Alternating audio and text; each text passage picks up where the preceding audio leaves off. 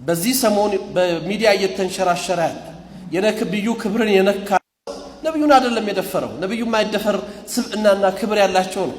አላህ ከፍ ያደረጋቸው ነብይ ናቸው ሰለላሁ ዐለይሂ ወሰለም።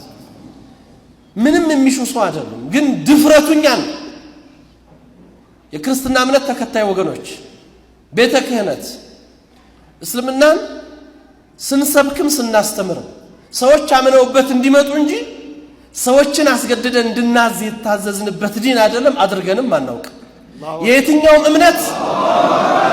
የየትኛውም እምነት ክብር እንዲነካ አንፈልግም። ያም የታዘዝነው በቁርአን ላይ ነው። አላህ የሌሎችን እምነት አትሳደቡ እምነታችሁን ታሰድባላችሁና ጌታችሁን ታሰድባላችሁ ስላለ ይሄንን እናደርግም። ሰዎች በአስተምሮት ይጥሩ፣ ይስበኩ፣ አደባባዩን ይቆጣጠሩ፣ ችግር የለብንም። ሐቅ ያለው ሜዳው ላይ ይውጣ። ነገር ግን የእምነቱን ረምዝ ይሁን የእስልምና ከነፍሳችን በላይ የምንወዳቸው ነብይ አንድ አይደለም 100 ጊዜ ፊዳ የምንሆንላቸው ነብይ መንካት ግን የዚህ ኡማ ክብር መንካት ነው።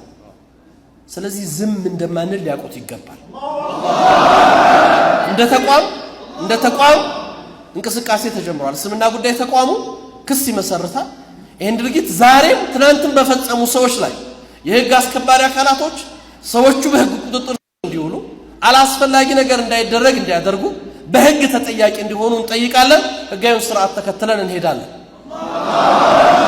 ይሄን ያነሳሁት እናንተ ወጣቶች ዲናችሁን ስተው ይሄ ነው ማንነታችሁ የሚመጣው። እናንተን የሚደፍረው በማንነታችሁ አይቶ። ስለዚህ በእናንተ ዘመን ነብዩ መነካት ሞት ነው። ይሄንን አስቡት። ለሩማት ላይ እነዛን 50 ሩማቶችን ሲያስቀምጧቸው ወስያቸው ምን ነበር? በሞት እንኳን ቦታ አትልቀቁ ነው አይደል? በሞት